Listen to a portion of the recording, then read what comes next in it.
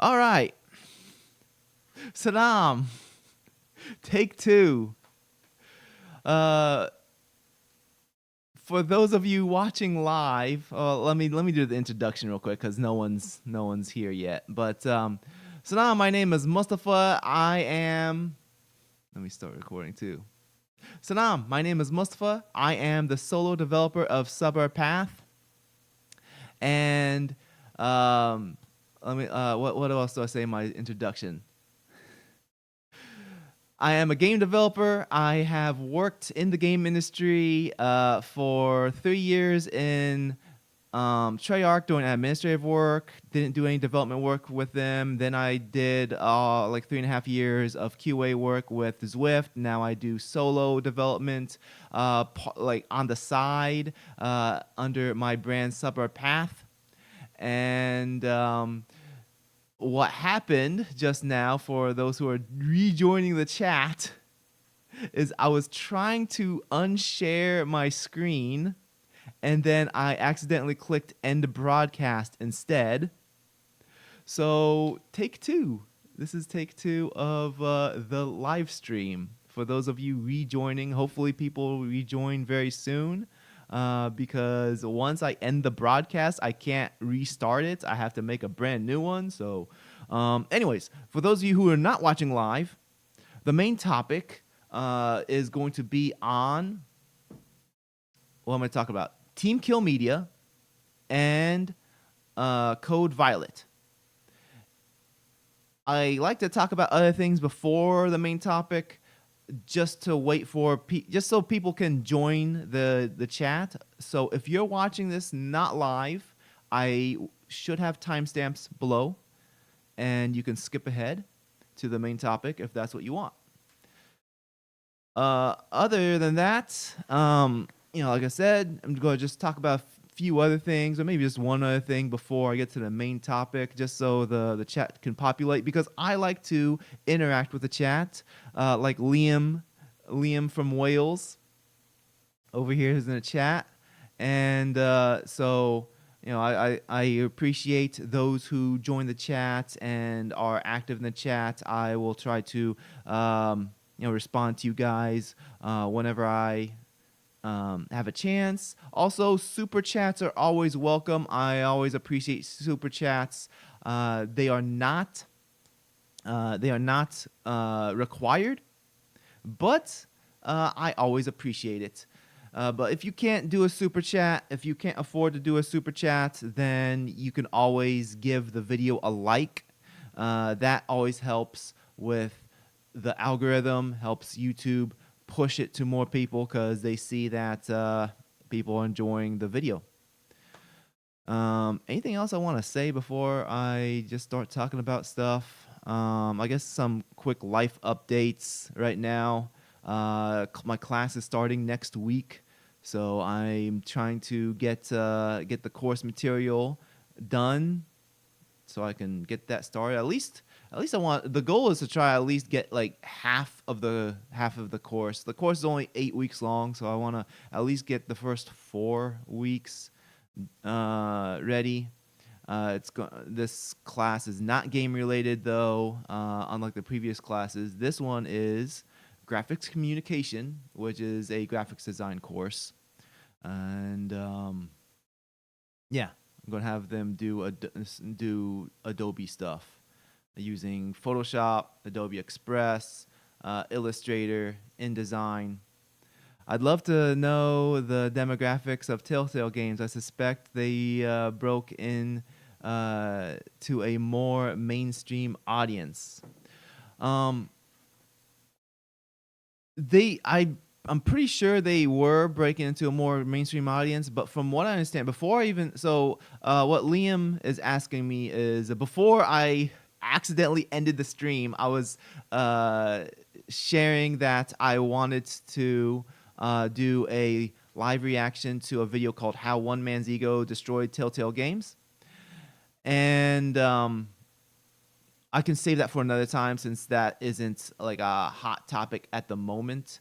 I think talk about code violet is more of a trending topic that will fit into the algorithm better. So I can save the video, the Telltale video, for another time. But what I was mentioning is that I do know somebody there, an acquaintance. I occasionally messaged her every now and then, letting her know, hey, I played. Let me skip the ad. Letting her know, hey, I played Walking Dead. I played.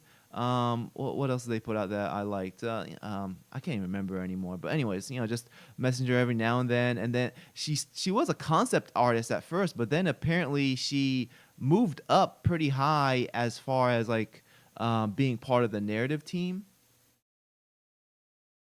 Like her name ended up being one of the top names on the credits. I don't want to say who she is though, because I don't know if she would appreciate me talking about her, because I think she's very how to put it, very progressive. So I don't think if I don't think she would like me to name drop her uh, uh, on this channel, especially with like the reputation I've been building. And I think she works at what CD Projekt Red now. Let me check real quick.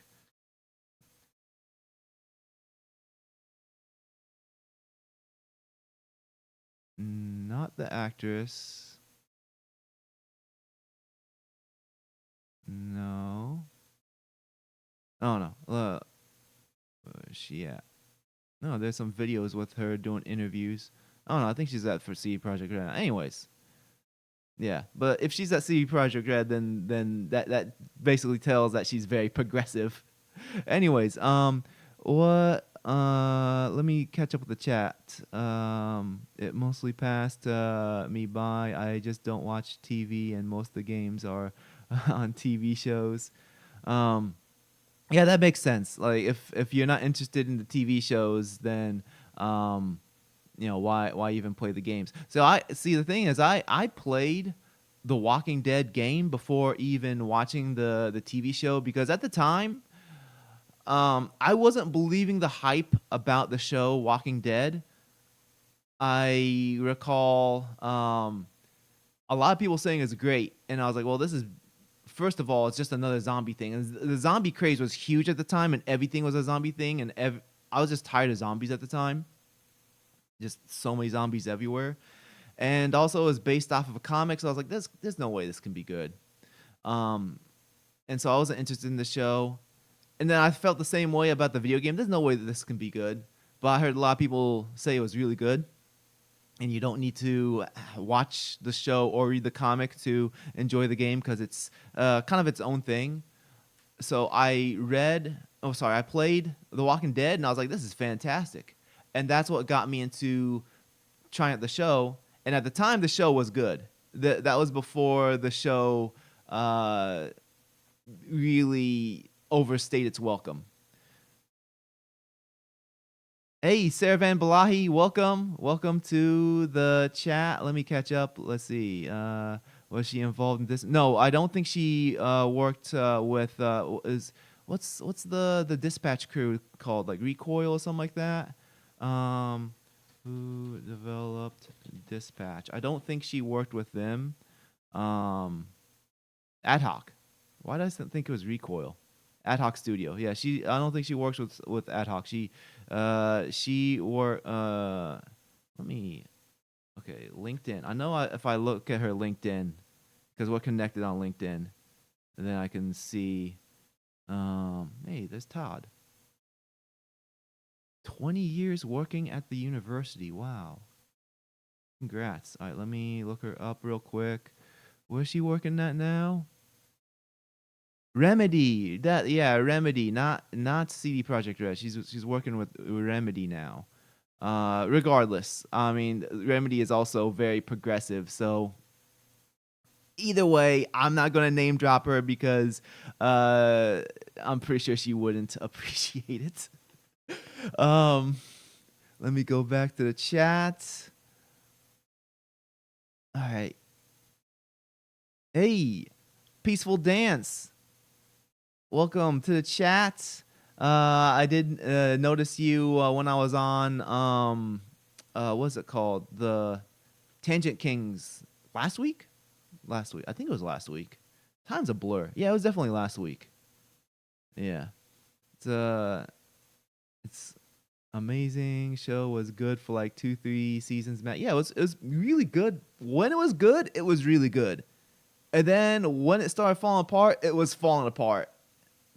But the thing is, the Walking Dead show, a lot of people like myself stuck around for a while because it was like I guess the best way to put it is like comparing it to a abusive relationship. The highs are high, but you just keep on getting beat up in between.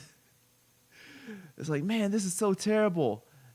Why is the show like this? And it's so long and drawn, and then it would get like an amazing episode, and it was really good, and then like 5 episodes of garbage. And I watched it up until they killed Glenn. Um, like the first time they killed him, I was like, this is garbage.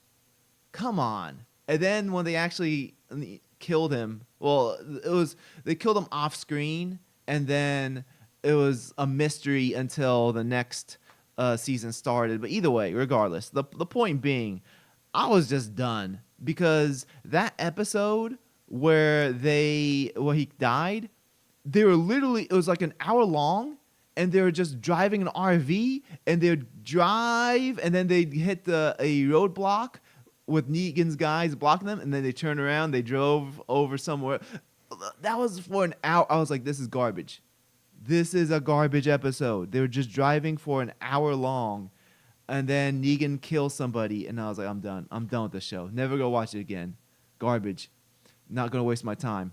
Let me catch up with the chat. I actually read the Walking Dead comic book first. I read quite a bit of it, and I think I got right before the time jump. And then I stopped reading it because the book.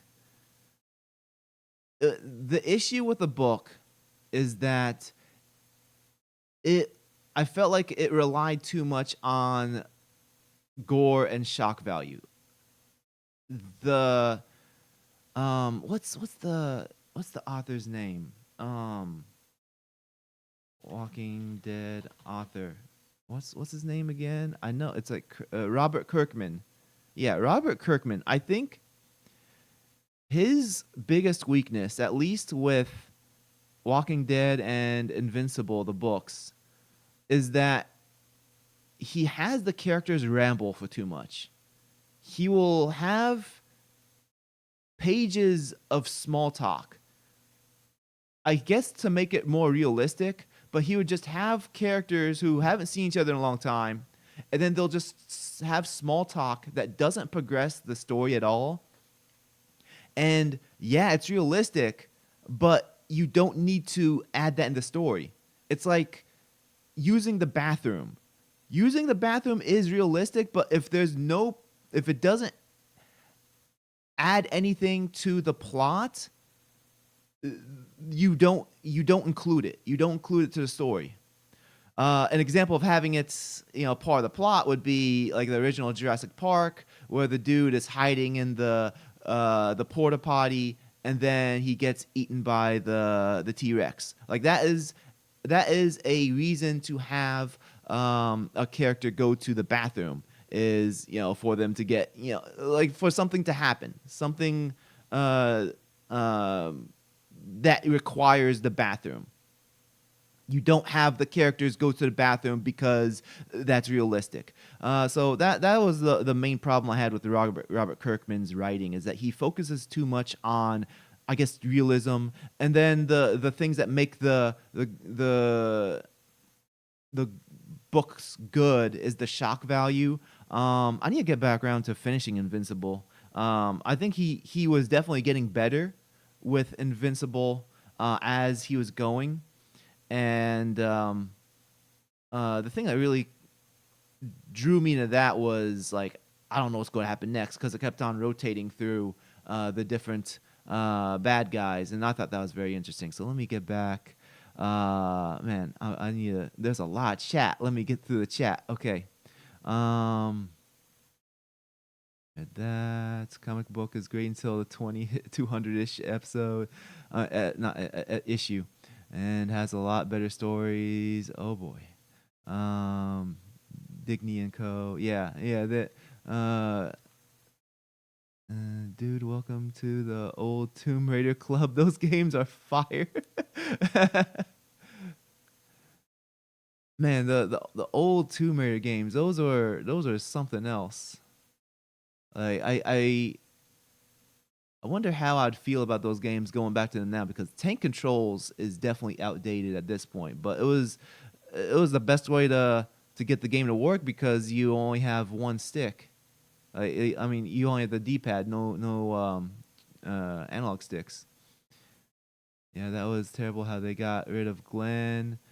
Stopped watching around that time. Yeah, okay. Thanks for correcting me on his name, Robert Kirkman, or let me know. The thing is, there's a delay between the chat and me talking. I think it's like maybe 30 seconds or so.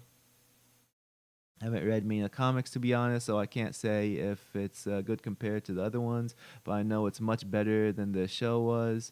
No, one more complaint I had about the Walking Dead comic. The first artist, which I believe Robert Kirkman had some sort of there was like some issue that they were having together, like they couldn't keep doing the they couldn't keep working together, but basically, the first artist, he had a more of a cartoony style, and I liked his style a lot more than the second artist. The second artist looked more realistic, but the problem with the second artist is that while he was technically good, he made everybody look the same. There were so many times where I couldn't tell who a character was because they all basically have the same face. The only way for him to really make characters look different was to basically make them have drastic distinctions, such as having dreadlocks or like having an eye patch. Like they had to have something really drastic for them to look different. Otherwise, they basically look like the same character. What was that one the girl that was Glenn's girlfriend? Glenn's girlfriend name in Walking Dead. I can't remember her name. Maggie. Yeah. So Maggie, there were times where I would see a panel and I legit could not tell if it was Maggie or Carl, because the art looks like the artist just wasn't doing a good job of making faces look different. Especially when Carl, he starts growing his hair out, and because he's a teenage boy, and Maggie is a woman, she had long hair, and so like they looked very similar, and it was just really weird. And then when Carl got his head blown off, and he had to wear an eye patch, and finally he looks different from Maggie. And I mean, I know that it's a weird thing to complain about, but the art just wasn't doing it for me. Let's see. I read that. It isn't going to be something simple like saving money on art by having people chat. Hey, all your hair looks. Hey, thanks. My hair was really messy before the live stream, and I was like, oh, I got a shower. That's why I started the live stream late. And I don't know, maybe I use a new shampoo. Maybe that's why it looks better. But I was like, okay, I really gotta shower before the live stream, because it's important for me to treat the audience, you guys, with respect by putting on a shirt, making sure I'm looking presentable, because we are like basically having like a meeting. we're spending time together, and I want to make sure that I look presentable for you guys. It's really important that I don't just roll out of bed and show up on the stream with a tank top. You'll never see me on stream. I wear tank tops at home, but you're never gonna see me wearing a tank top because I feel like that's just I feel like it's rude. It's too casual. I think it's important to show respect to the audience. At least put on a shirt and shower. For the realistic argument, what Frank Miller said is, if I'm making Superman, I wouldn't take my time to detail his armpit hair. I wouldn't want to see him fly. It's right how he said wait, it's might how he said for making comics. Sounds like really bad art. Okay, so let's get to the main topic. So yeah, 21 for 21 minutes in. Let me just where is it? Edit. Your stream might stop immediately. No. That was end. I wanted to click edit, not end. I gotta go here. Gotta go there. Studio. And content. Live. Edit. That's the edit button. 21, 22. Whoop. Am I typing anything? 21. Okay. All right. So, anyways, main topic. So we're talking about Code Violet, TeamKill Media.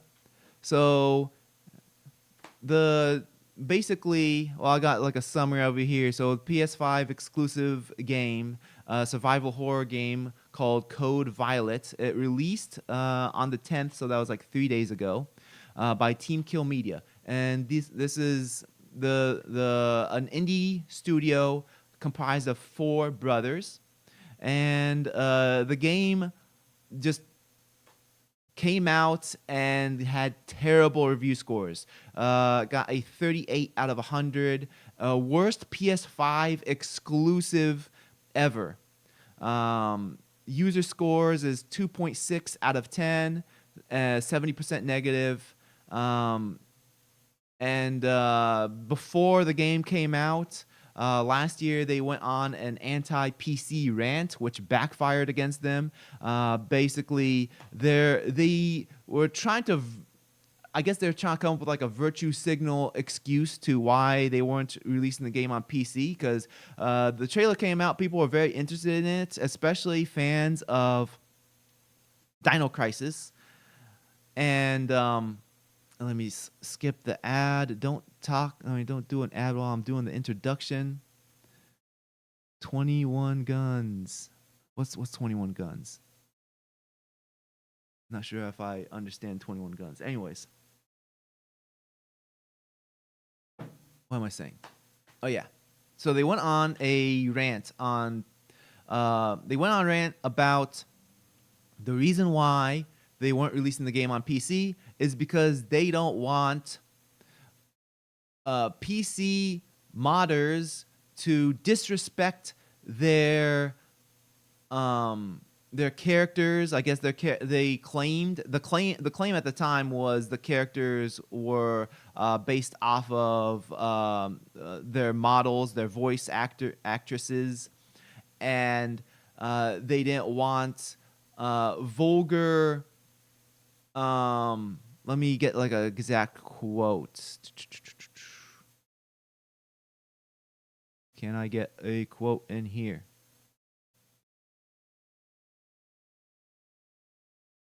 All right, here we go. This should have a quote. No, that's not it.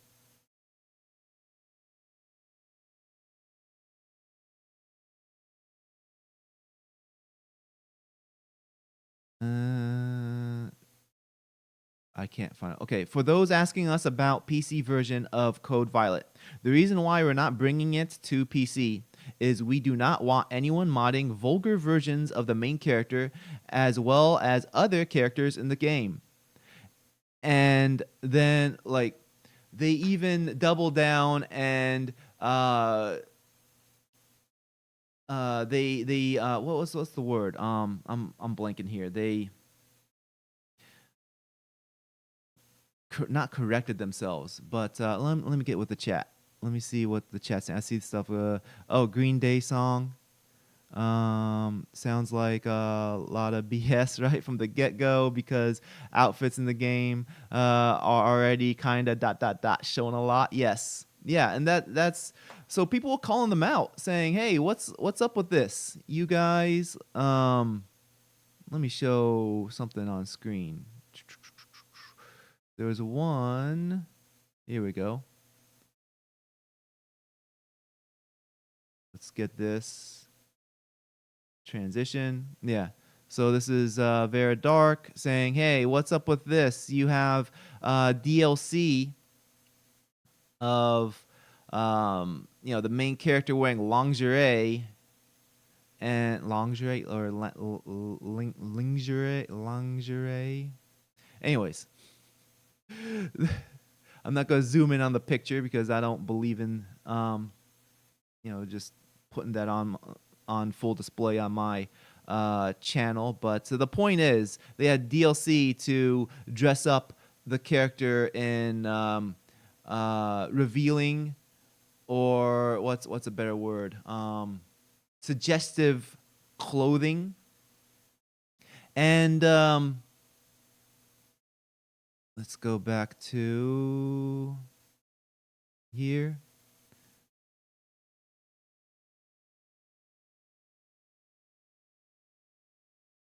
And so, people are like, "Hey, yo, you're saying PC users are vulgar. That doesn't suffice." And they're like, "No, this is not what we said. Don't put words in our mouth. Everyone can read any of our statements.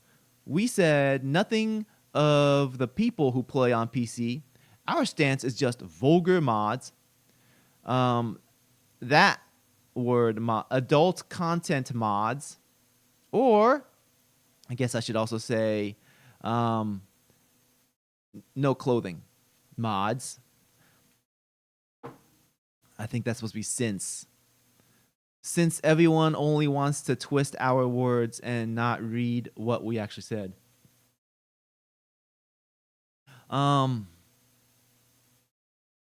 Let's see what the chat's saying here.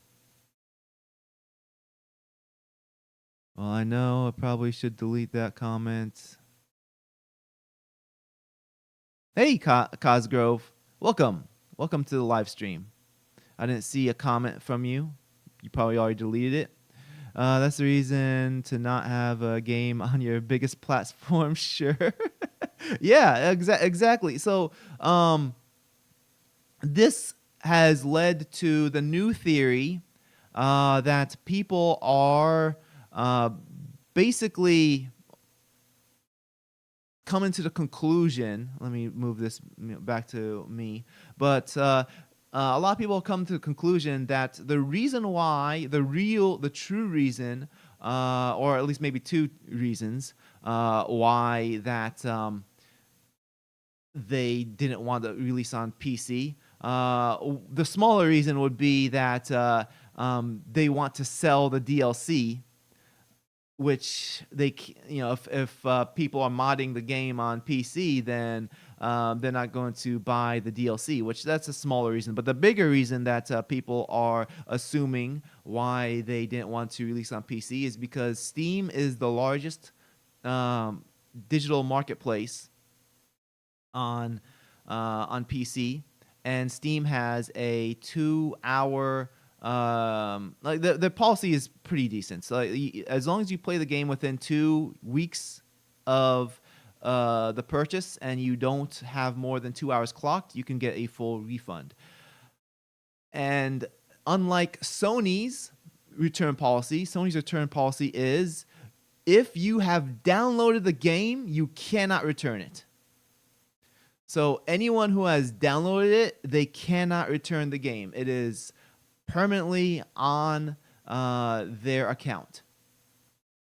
So people are coming to the conclusion that this is possibly the reason why they decided to go PS3 only, or sorry, PS3, PS5 only, is because, um, they are trying to bamboozle people, allegedly bamboozle people, because the game has come out and has a whole laundry list of issues. The game's incredibly buggy. It crashes.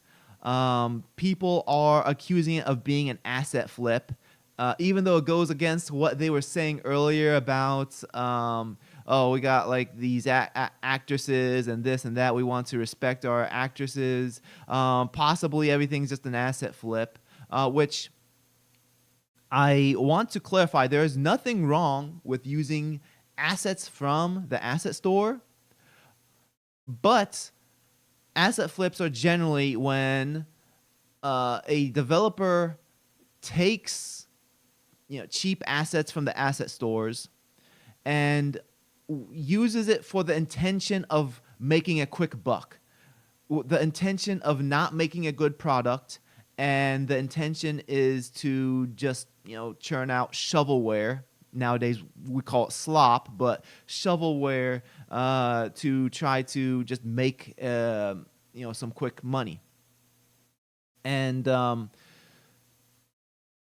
there's also a lot of gameplay issues. Like, for example, one major issue is that I hear that there's no map. Like, the game revolves around exploration. There's absolutely no map, like no mini map, no map to view, figure out where you're at. Let me see. What are Let me get my notes back. Okay, so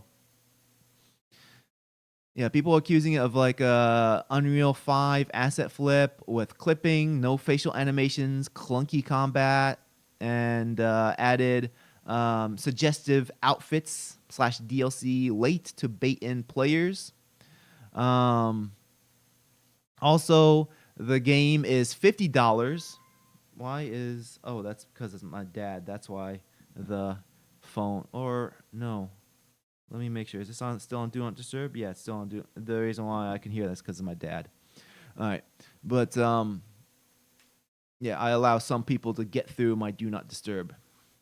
And my dad being one. Because he might send me something important. Anyways. What was I saying? Yeah, so $50. $50 for an indie game made by 4 people. That's pretty ballsy. I mean, I don't know when I'm going to release Beware tomorrow. I'm really uncertain about the development schedule because I'm trying to get work done beyond my gaming. My game development. I got my class starting up next week, so I'm going to be teaching class for 8 weeks. But the point being, once I do release Beware tomorrow, I'm shooting for no more than $5. Maybe it might be less. I'm not sure. Depends on how confident I feel about the quality. And I'm likely going to have some people, like maybe I'll open up to my YouTube audience, see who's interested in play testing and getting feedback from them. But I plan the game is.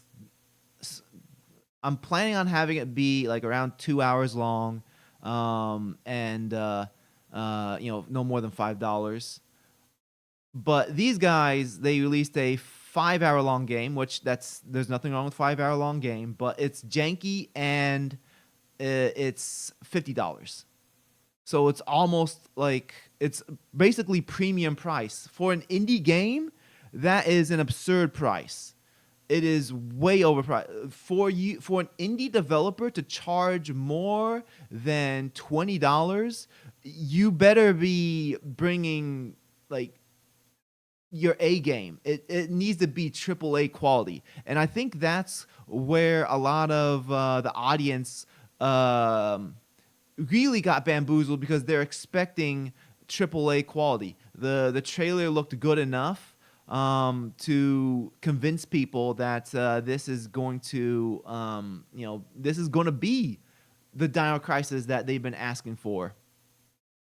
I see a lot of the chat has been. Let me get to the chat. 1 second. Go to there. Go there. There. All right, chat. All right, oh, wow. I'm very far behind on the chat. All right. All right, okay. Cosgrove. I actually didn't delete it, but good to know. I absolutely got censored by YouTube. I said, so it ate up your comment.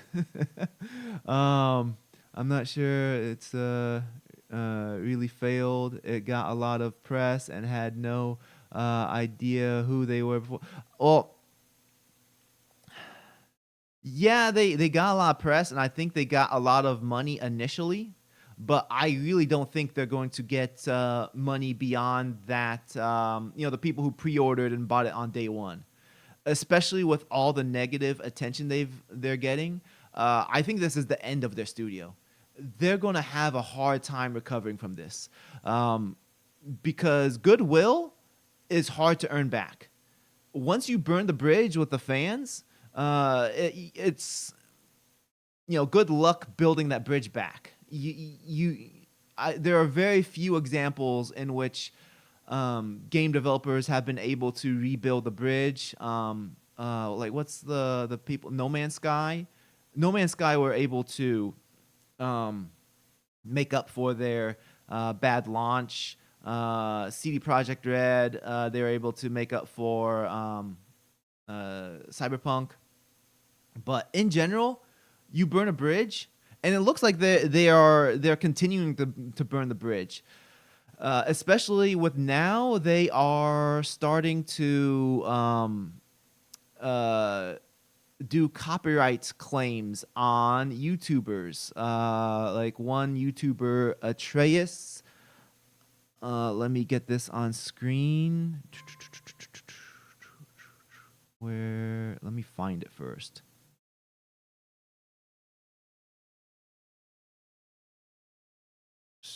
Copyright strike. There we go.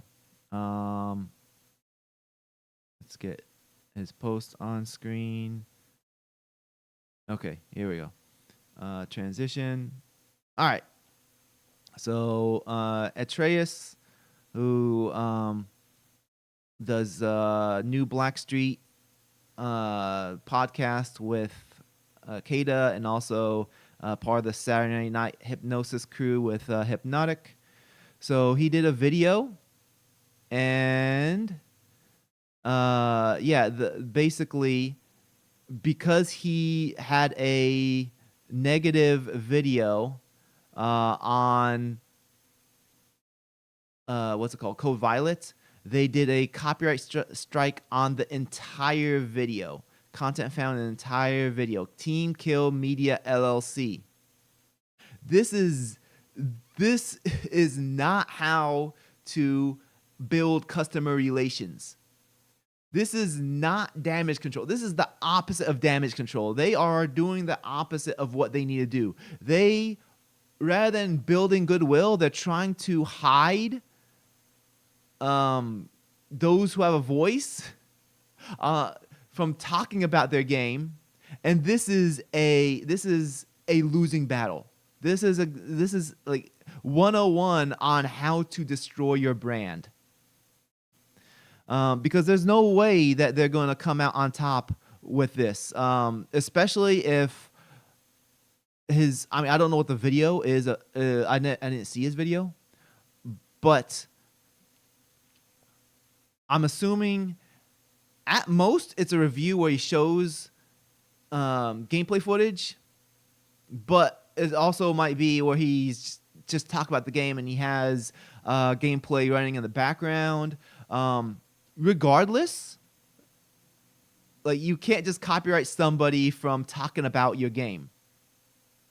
That's a that's a losing situation for them.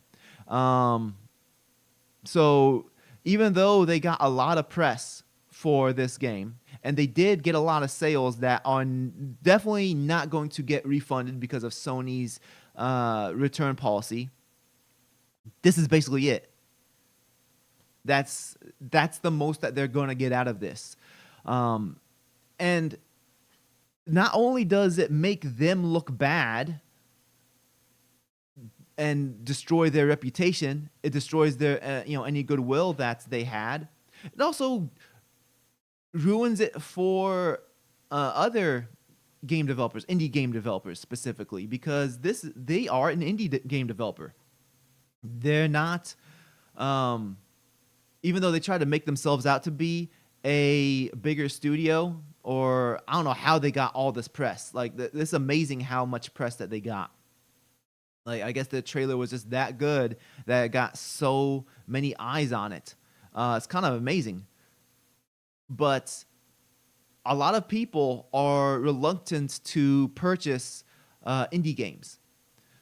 The average, so basically, like, you have like 3 different types of video game customers. You have the customer who only buys AAA games, and these people are going to buy your Maddens, your it's not FIFA anymore. So I think it's like FC. But anyway, your soccer games. They're gonna buy the sports games. They're gonna buy the big titles like Call of Duty, and I guess they used to buy Halo, but just the big titles, and that's basically it. And then you have another group of customers who are a bit more hardcore. They buy everything. They buy indie games. They buy AAA games. They buy everything. People who purchase indie games are more likely to have a huge library of games, and they just buy everything. And then the third group is like, I guess they're called the casual. They will play mobile games, or games like what's Wordle. That's what the game's called. Wordle. My wife plays Wordle all the time, and this is where they skew the female audience. They say, oh, females make up 50% of gamers, but then they're counting people like my wife who plays Wordle. My wife does not play other games. She used to when she was younger, but the only thing she plays right now is Wordle. But the point I was trying to make with this is that, stop moving. The point I was trying to make is that you have people who buy the AAA games, who purchased this because it looked good enough through the trailer. And now they're not going to be willing to try it again. They're like, oh, well, I got burned once by this indie developer. I don't want to try it again. So it really makes it look bad for indie game developers when an indie developer gets so much attention and then basically burns the bridge. I mean, that's basically how it is. All right, let me get back to the chat. Let me see what you guys are saying. They wanted to avoid refunds was the theory I heard. Yeah. The PlayStation people don't buy crap just on impulse.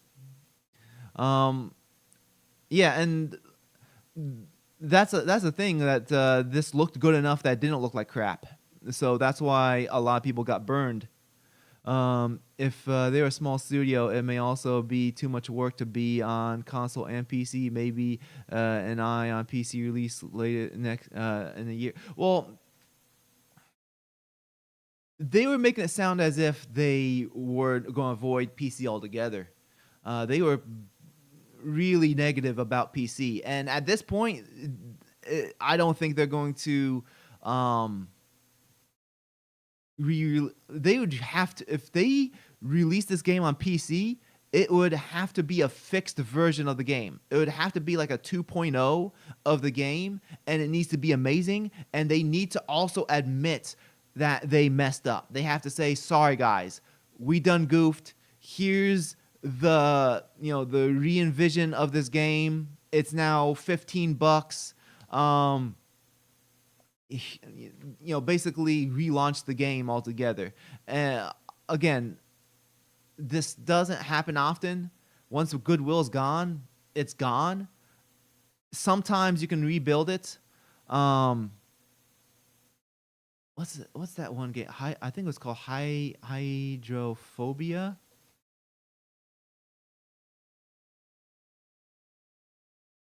Game. Let me. Yeah. Okay. So there's this. Let me transition. Let's view the page. Okay. Yeah. So there's this game, Hydrophobia Prophecy. So it kind of reminds me of this. So this game is basically like Tomb Raider. You play as female.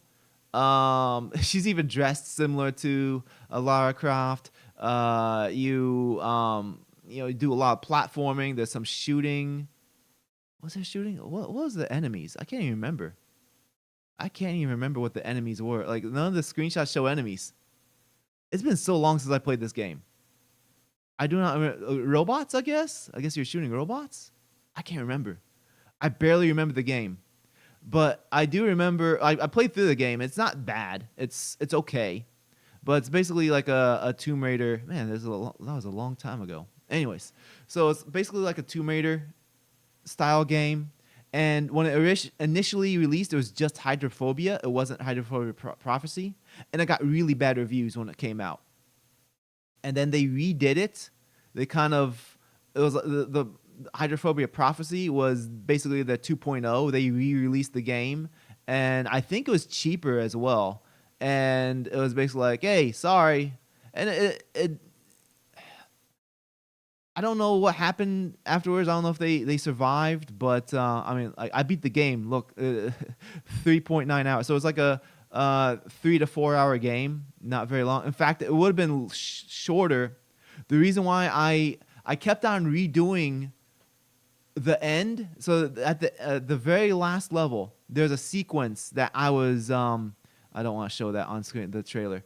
So basically, I couldn't beat the game, and I kept on redoing this portion at the last level because I couldn't hang on.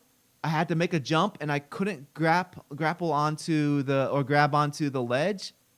And I had to look up online. I was like, why can I not grab on the ledge? And then basically somebody's solution in the Steam forums was, oh, you have to turn off VSync.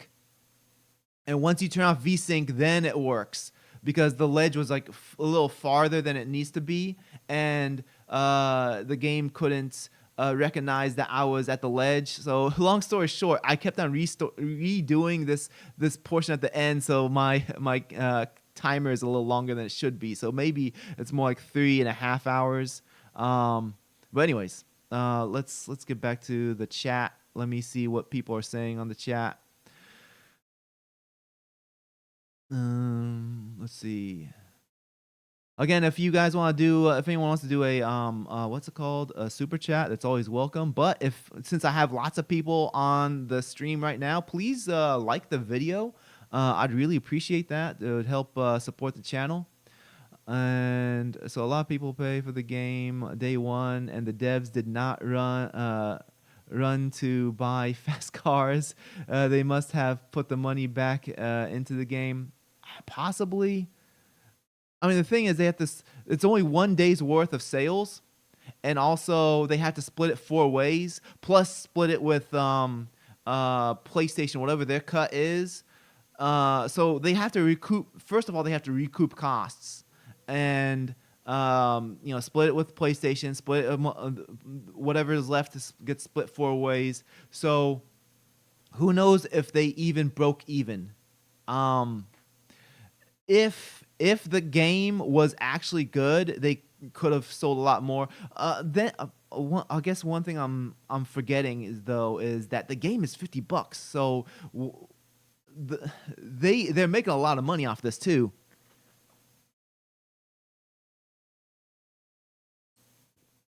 Let me get back. Oh, hold on. Let me. Did I lose my? Give me a second. All right, it's my phone. All right, turn this on. Turn that on. Let's put this back up. All right, it should be booting up. There we go. Stop moving. All right. I don't know why my phone gave up, but here we are. We're back. Let me move this over here. There we go. That's better. All right. The Facebook player times a start farm. The mom playing phone games, waiting for kids after school. Yeah, that's part of the demographic of, hey, we're gonna count these people to say that females are 49% of gamers. Okay, stop skewing the numbers. The game that game is an example of best water physics in the game. It was pretty impressive for the time, especially for an indie game. Hydrophobia had very impressive looking water. I guess that was one of the selling point. One of the selling points of the game was the water was very impressive looking, and like as you go through the game, the water is like constantly filling up the facility that you're in. No Man's Sky, Cyberpunk, Rome, Total War, 2. I don't remember what was the controversy with Rome, Total War 2. They all kind of relaunched the game.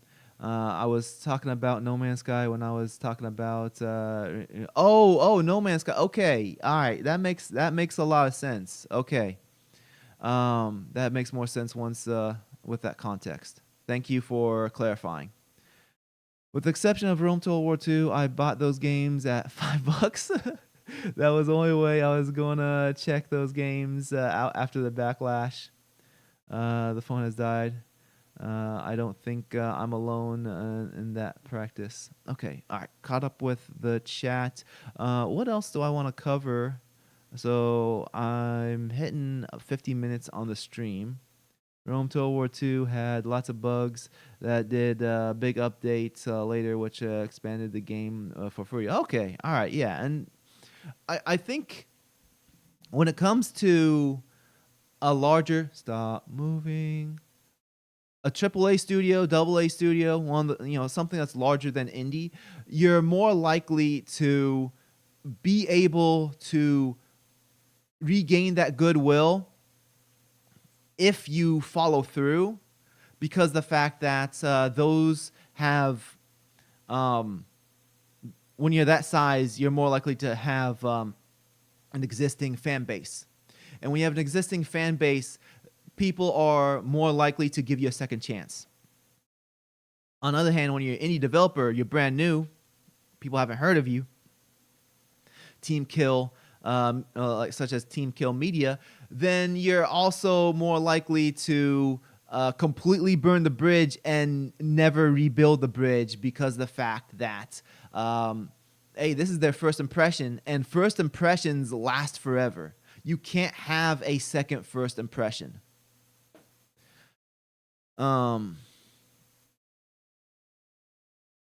me take a look at my notes real quick just to make sure I'm covering everything. So, yeah, so we covered the hypocrisy of the suggestive themes of the main character, the bad reviews, like IGN, Push Square, Noisy Pixel. They say like broken mess. Just very low scores. even G-Man Lives, like he's gotten pretty huge recently, like last few years. He was talking garbage about it. But I mean, he's more likely to talk garbage about an indie studio because like he has nothing to lose. I definitely feel like now that he's gotten bigger, he's more likely to say nicer things to developers if they're a larger developer. Um, but yeah, so PS3 store has no, sorry. PlayStation Store has a 3-star. 46% is 1 to 2 stars. It's 5 to 6 hour long game at $50. People are calling it a scam. We talked about them copyright striking. So not only Atreus, but it seems like maybe Dreamcast guy also got a copyright strike as well. So it's more than just one YouTuber. Let's see. Oh, so their previous game called Quantum Error, they released it on the on the PlayStation Store in 2023, and that also got a similarly bad score. It got a 41. People said it was buggy mess, dated graphics, etc. And let's see. What else I got here? Oh yeah, not for critics. So their defense was to say that this game is not for critics. And I when it comes to that statement, I think context matters. Sometimes you could say a game is not for critics because the game's too difficult. For example, look at God Hand for PS2. That game got it infamously got like a 3 out of 10 on IGN because it was too hard for the reviewer.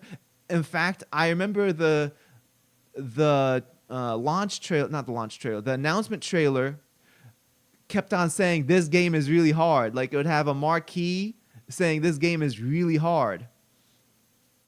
And yeah, the game is really hard. And the game ended up having a cult following because even though it's really hard, it's a pretty goofy and fun game. It has a sense of humor, and the combat's very satisfying once you figure it out. But the reviewer gave it a 3 out of 10. So in those cases, in a case like that, yeah, the game's not for critics. It's for a niche audience. But when you have a game, I mean, especially a horror game is not a horror game that's supposed to be a spiritual successor to Dino Crisis, which is literally just Resident Evil with dinosaurs. That is not a niche audience. That's something that a lot of people who are, fans of Dino Crisis, fans of horror games have like it's not a refined and niche genre or theme. A lot of people are fans of horror games. So the point being, for you to say, yeah, this is not for critics, and then the fans start giving bad reviews, and you're like, no, that's not for them either. Then who's it for? It's for you? Who is the game for? Let's get to the chat. All right. Read that. TeamKill has made a game before. It's not well received as well. Yeah. Yeah,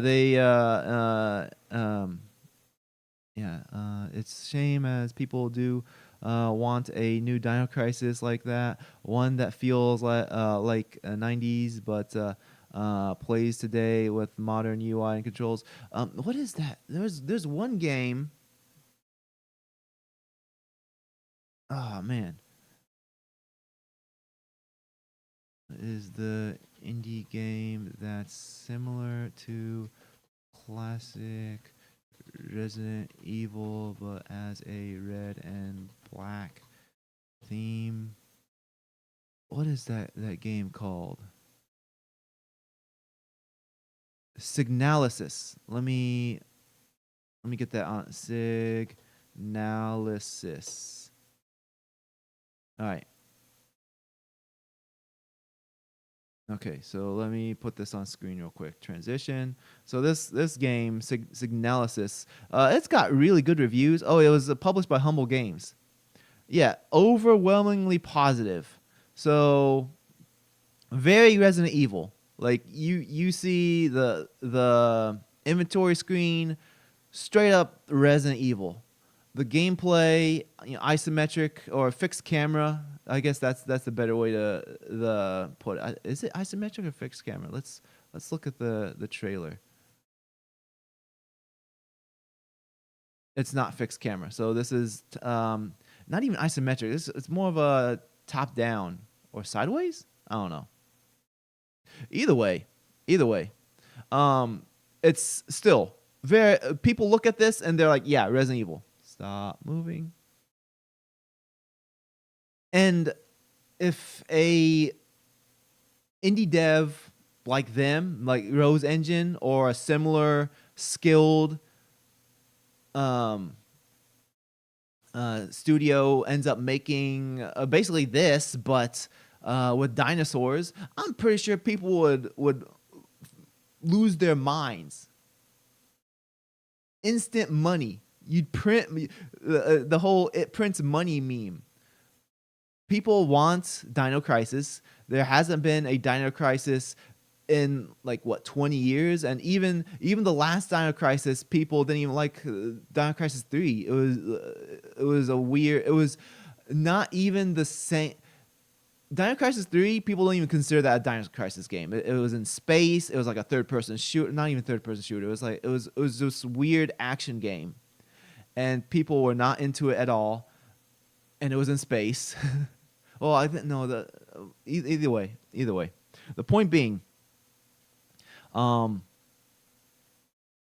only count Dino Crisis 1 and 2 to be the main the main games, and if you make another Dino Crisis like a game, people will be super hyped for that.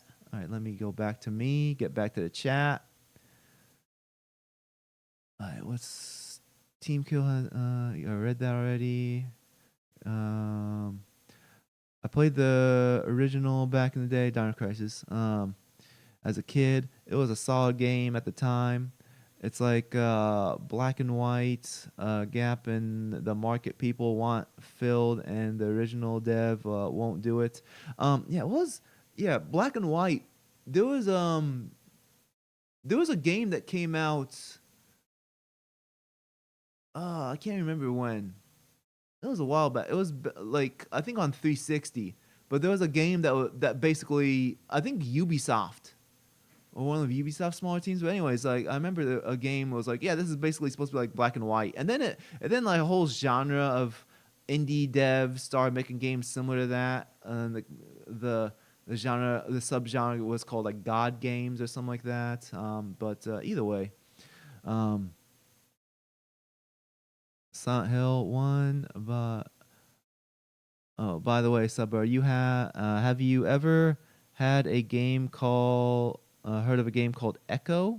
Let me see. Let me look up Echo. Oh, is it this game? I own this game.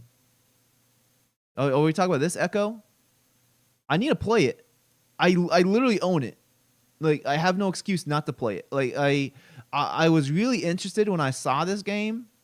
I think I bought it in a bundle, but I was like, yeah, now I can finally play the game. And I've been too busy. I don't play games often anymore. But yeah, I own Echo, if that's the one you're talking about.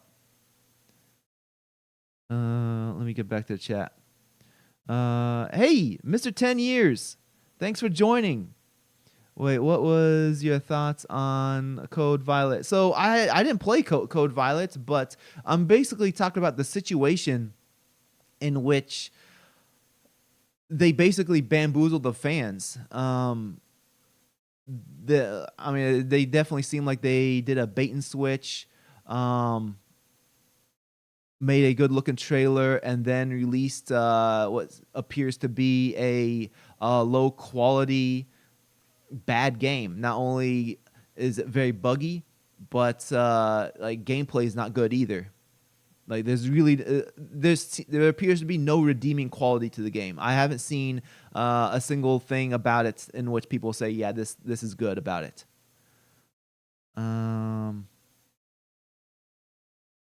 The devs messed up simply. Yeah. Best code you beat. Oh yeah. Tell me what's your thoughts on it. Code Violet is the type of bad game I enjoy if they only fix the bugs and offer stuff that needs to be tweaked. Okay. So, just going off of that, it does sound like it can be redeemed, although they still have the issue of it being a $50 game, because I think that's definitely a huge factor towards the why people are angry. It's a $50 game. It's broken, and like you said, I mean, if what you're saying is true, that it's a bad game that can be enjoyed, it's still $50. Well, Mr. 10 Year, what do you think people would be happy to pay for that game? Like, what price points do you think would be good for Code Violet? I'm curious to see what your opinion is. Let me continue with the chat. Black and White is a God game plus virtual pet. Most of the copies I've seen never really did the pet part well. Yeah, I do remember. I never played Black and White, but I do recall the pet portion, like when I watched reviews of it. It's almost a Sims-like audience who just wants to bring up a pet and God thing. Whoa! Code Violet overheated your PS5 4 times. That is insane. Be careful. Like that, if it overheated it 4 times, that can damage your hardware. Another reason not to buy a PS5. It should be under 30. In my opinion, it should not be released if it's a broken game. I think for indie games, for an indie game to be successful at $30, it needs to be really good. It needs to be a fantastic game, because $20 is considered premium price when it comes to indie game development, especially with like Hollow Knight basically setting the standard of like you need to be this good, or not that good, but you have to be a pretty good product with lots of content to set your price at $20. Okay, did I miss any notifications? I did not get no subscribers, no super chats, which is fine. That's and we are at an hour 10 minutes. So I'm pretty sure I covered everything I want to talk about on this real quick. Let me just make sure I get through my notes. And yeah, the fact that they said not for critics, copyright strikes. Yeah, I think this is an example of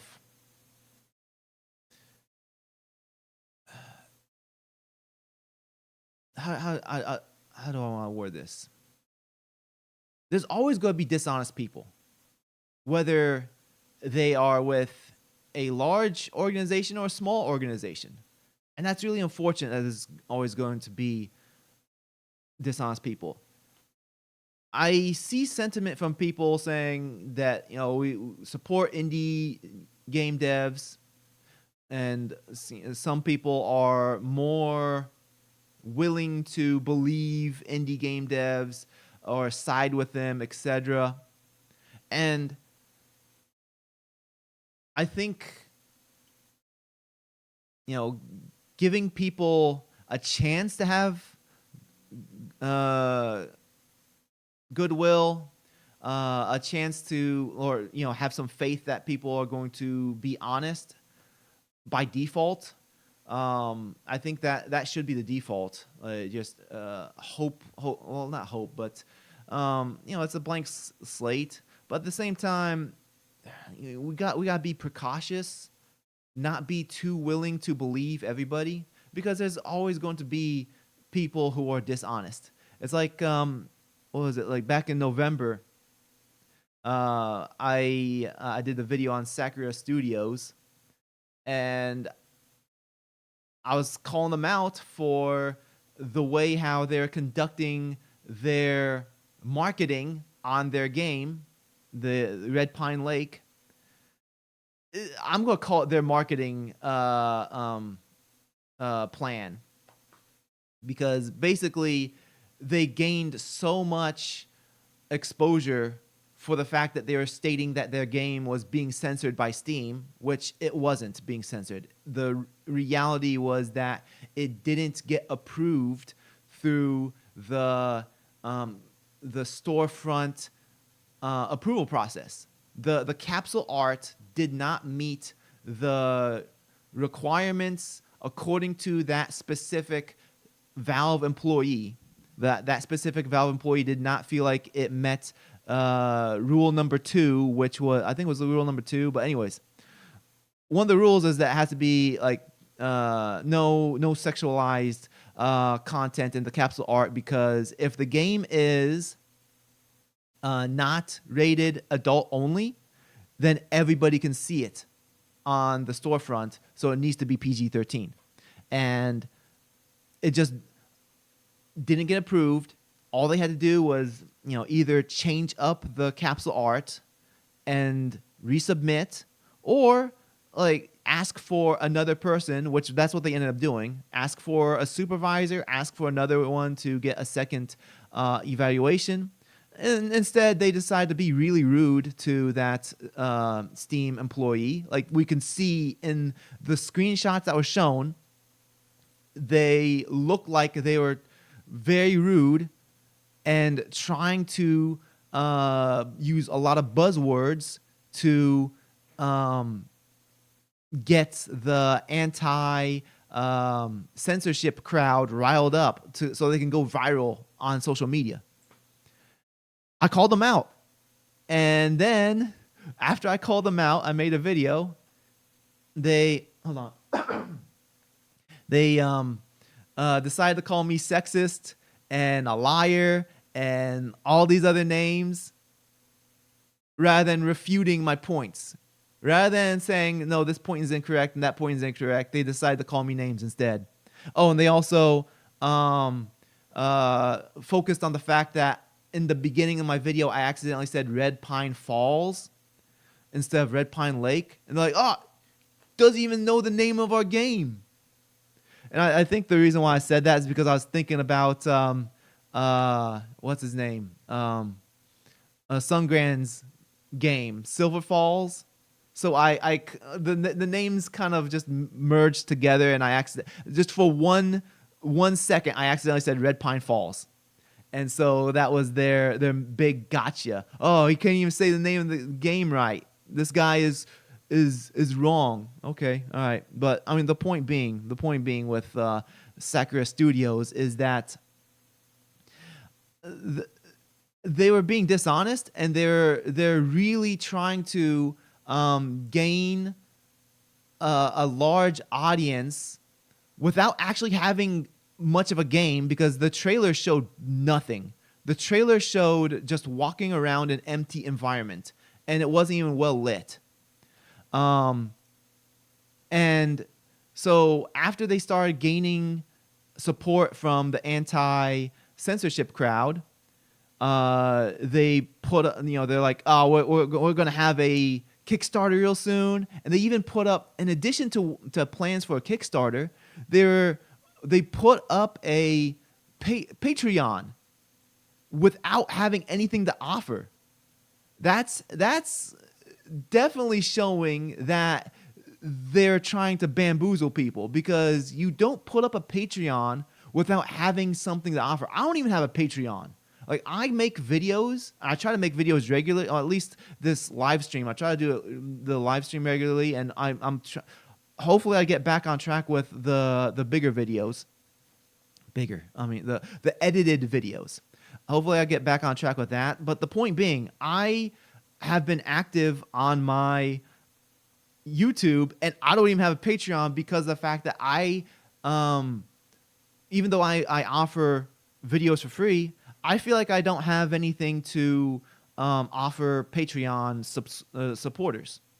I feel like having a Patreon should have something.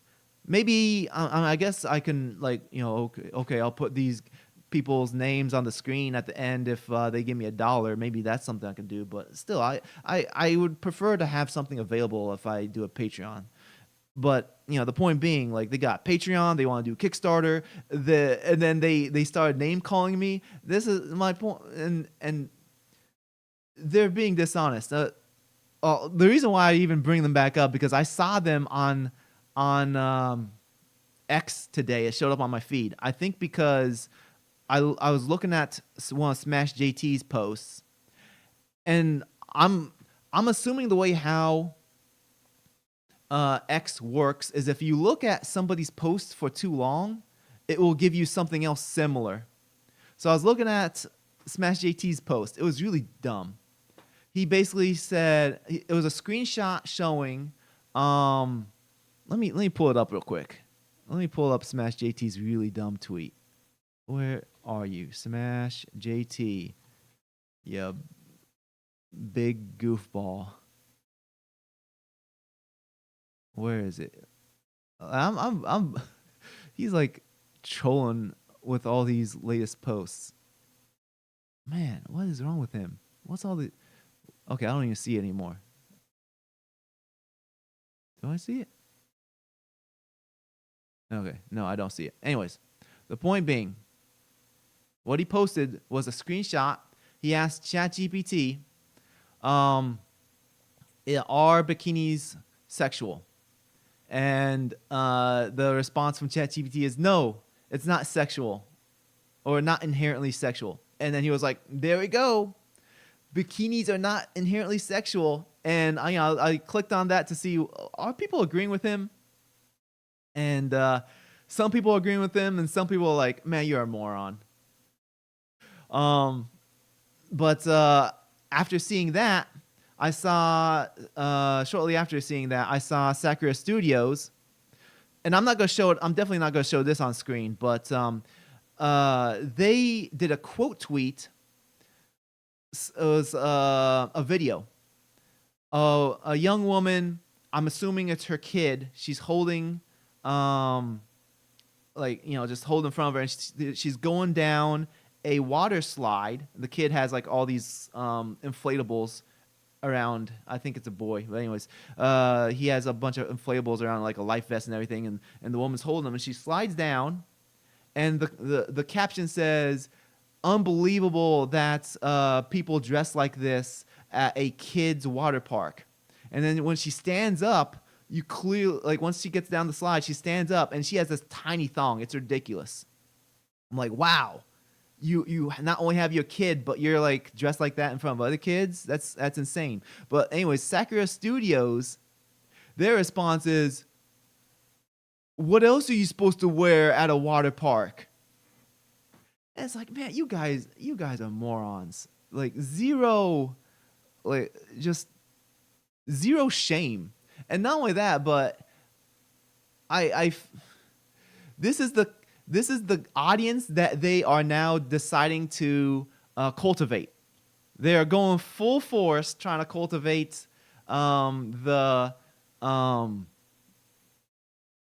just this level of audience where it's like, oh, look, bikini in water. Okay, that's your entire shtick at this point on. Good luck, guys. I mean, am I wrong? Let me know, chat. Am I wrong? Let me go to the chat. Let me get back over here. All right, let me start catching up. All right. What do you think let me find where okay. So PS5 Heat, I read that. This used to happen with Final Fantasy 16. It's the same thing. The game without target audience will attract no audience. I agree with that. They added a haptic feature on Code Violet. Oh, that sounds interesting. Red Pine Lake was a non-story. Going after Steam for PR and such a bad idea. Talk about biting the hand that feeds. Exactly. Well, it worked for them for a while. I don't know how their marketing campaign will work in the long run. Especially, I mean, their game doesn't look impressive. They've built a large audience, and good luck making that audience happy once the game comes together, because it's definitely being developed by one dude, and they're trying to make it out to be something huge with multiplayer and asymmetric gameplay, and like one of their marketing points, one of the selling points is we don't have a battle pass. Well, it's a indie game. You're not supposed to have a battle pass. That shouldn't be your selling point. Your selling point should be a feature in the game, or like the indie game marketing is completely different from AAA marketing. Saying we don't have a battle pass means nothing. The final boss of Code Violet is trash. And they added black bars, which is annoying. Oh my. Like at the top and bottom? Because that's how they did what's that game? Order 1886. They put the black bars to make the aspect ratio smaller, so that there's less to render, so that they can increase the frame rate. What do you think? How do you think this rates? Okay, that's to him. They are doing the evil within situation. I wonder what Sungrand's doing now, fighting crime. Oh, that's funny. That's funny. So Sungrand, we occasionally message each other. Funny thing is he added me as a friend on Discord right when his channel was collapsing, and he was asking me for advice. And he even showed me a video. He was like, he put together this video that was a response to try to calm things down, and I watched 2 minutes of it. It was like a 10-minute long video. I watched 2 minutes, and I said, this is terrible. Do not put this up. Do not make this public. And he didn't make it public. I was like, this is only going to make things worse. I mean, I'm cordial with him. I don't like what he did. But I'm not going to talk too much trash about him, because he's been nice to me, but I don't agree with what he did. I think he dug his own he dug his own grave. I don't think there's a good dinosaur game. Oh, okay. You think Code Violet is a 5 out of 10. Don't think there's a good dinosaur game in the market, so there are better than Code Violet. Definitely, I wouldn't recommend. Make her beautiful. Yeah, the thing with what's his name? Smash JT. Like that's all. Like all he's been doing like the past, I don't know, over a month is make her beautiful. Chat GPT. Like, man, why am I even following you on Twitter? I don't. All you're doing is rage baiting and trolling. Those are funny posts, man. Play some Arc Raiders. I don't know. Hey, I didn't say hi to Angry Chair and Namom. Um, I don't think I'm gonna play Arc Raiders. I stopped playing multiplayer games a long time ago. I I'm not against the idea of playing games on the stream, but I think the best way to integrate that with my channel, because my channel is primarily has to do with um opinion and analysis and stuff like that. I think the best way to integrate gameplay is if I'm doing market research for the game I'm developing, then let's say play an hour of the game to do some market research. Like for example, the tactics game that I never put the Steam store up for it. Let's say okay, I'm going to play some XCOM for a little bit to take notes on what I should do and what I shouldn't do for my game. That's how I think would be the best way to implement playing games on my stream, because this channel isn't. It's not like other YouTubers where their entire thing is about just from a gamer's point of view. Since mine is a bit different, it's more from the game development point of view. I should focus on how I can implement that viewpoint. I mean, at this point, I'm just going to wrap up the chat, and then we'll end the stream once I'm done catching up with chat. Again, please like the video, and also, as always, what's it called? Super chat's always accepted. What's the word I'm looking for? Appreciated. Yeah. Also, if you haven't already, if you go to Twitter at all, where's my? Let me put this in the chat. Let me put it in the chat. If you use Twitter at all or X, follow me. There's me. I put it in the chat. And anything else? Oh yeah, I need to wrap up with play some Arc Raiders. I think TeamKill is trying to play both sides. I mean, they're losing. They're losing at playing any side at this point. I'm very certain they're done. They're not going to recover from this.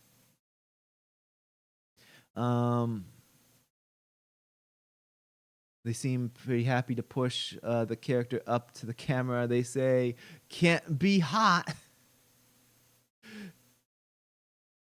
Yeah, they know what they're doing. Sungran did dig his own grave. I don't think he deserved all that he got, but he did mess it up pretty bad. I think I think the best way he could have prevented all that was after his video of like what was the initial video that like made everything start falling? It was Nintendo related, and he was defending the price point. That's what he was doing. He was defending the price point. Instead of doubling down on it, he should have been like, "Okay, I hear you guys, and sorry that I have a bad take on this one." I think that's the most important thing is to there's a huge difference between bending the knee, like as many people say, don't bend the knee no matter what. There's a huge difference between bending the knee and also on the other hand, there's acknowledging a mistake. When you acknowledge that you made a mistake, or at least say, "Hey, I at least see your viewpoint," that leaves room for growth. He got too big too fast, started making stuff up to keep up with his own hype. That's the short version, and maybe I'm misreading. I agree with you, because he definitely, like, once he started picking up steam, he was literally doing daily videos. And he's also saying, I'm not a YouTuber. He was doing daily videos, over 100K subs. You can't say you're not a YouTuber when you're doing daily videos. And yeah, and because of how big he got, he didn't know how to respond to the negativity. And that's something that people learn as they like gradually get larger. I mean, I can understand, because when my video got viral, my first really viral video, the one that it was on DEI, and Asmongold covered it, I got so many views. I was starting to get anxiety.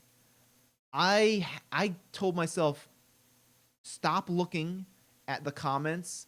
Don't even go to YouTube. Don't look at any of the stats. Don't look at anything. Like, at least for a couple days, stop replying, because I was getting anxiety. One, because not only was there a lot of people agreeing with me, but there was a lot of people that are angry and hateful, and like I was like, okay, I'm not going to reply to these people. I'm not going to get into an arguing match with them. But the other thing is, I was also kind of afraid that my former employee, Zwift, might try to sue me for what I said. But it's like nothing I said was made up. Though maybe I might be breaking NDA, but I don't think that they can sue me for breaking NDA. So I had some anxiety. Like, I wasn't thinking clearly, but I definitely had a lot of anxiety from that. And so my point being, I can see why Sungrand basically melted down, because he has a much larger audience, or at least at that time he had a much larger audience than me, much larger reach. And so I can definitely understand, like, you don't think right when you see an overwhelming amount of negative comments from people. Let's see. TeamKill is so scared to go on our side, they don't want to lose the other side. The modern audience. He got too big too fast, started making stuff up. Oh yeah, I read that. That's not bad then. Maybe the time he can recover. It's got to be hard. I assume it's a lot of stress making video. I still see his videos show up in my feed occasionally. I don't really watch them too much because they don't look interesting to me. Because I'm not interested in the topics he's talking about now. But it seems like he's gone full Nintendo at this point. I see basically two different themes coming from him. One, he's talking about Nintendo games like Pokemon, Donkey Kong, like just games that come on the Switch too. He fully fully went on board to that direction. The other